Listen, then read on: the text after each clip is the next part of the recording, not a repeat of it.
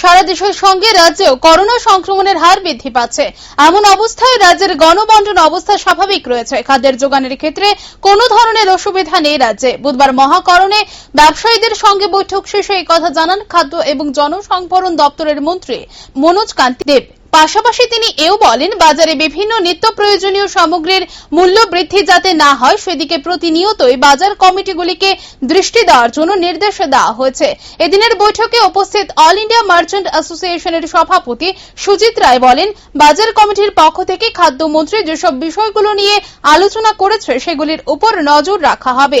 পাশাপাশি যাতে কোনো ব্যবসায়ী ক্রেতাদের কাছ থেকে অধিক মূল্য গ্রহণ না করে সেদিকেও লক্ষ্য রাখবে বাজার কমিটি। দেখুন, সারা দেশের সাথে আমাদের এই রাজ্য করোনা পরিস্থিতি দিনকে দিন ভয়াবহ রূপ ধারণ করছে। এই অবস্থায় দাঁড়িয়ে ফুড অ্যান্ড সিভিল সাপ্লাইজ দপ্তর, যার কাঁধে অনেকটাই দায়িত্ব থাকে রাজ্যের গণবন্টন ব্যবস্থাকে স্বাভাবিক রাখার জন্য, তো সেই জন্য আমরা আজকে মহারাজগঞ্জ বাজার থেকে আরম্ভ করে আগরতলার সবগুলি বাজারের ব্যবসায়ীবৃন্দ এবং আইওসিএল কর্তৃপক্ষ, গ্যাসের যারা কর্তৃপক্ষ রয়েছেন, তাছাড়া আমাদের সদর মহকুমা শাসক এবং আমাদের দপ্তরের সেক্রেটারি ডিরেক্টর এবং অন্যান্য আধিকারিকদের নিয়ে গুরুত্বপূর্ণ বৈঠক আজকে হয়েছে।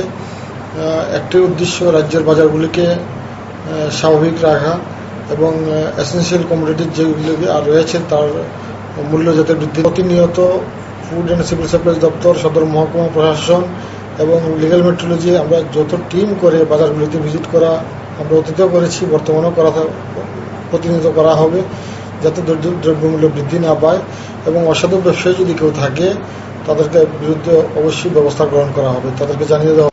আজকে রাজ্যের মাননীয় খাদ্যমন্ত্রী সচিবালয়ে আমাদের রাজ্যের বিভিন্ন বাজার ব্যবসায়ী সমিতি, বিভিন্ন ব্যবসায়ী সংগঠন, অলত্রিপুরা মার্চেন্ট অ্যাসোসিয়েশন সমস্ত নেতৃবৃন্দের সঙ্গে বৈঠক বসেছিলেন।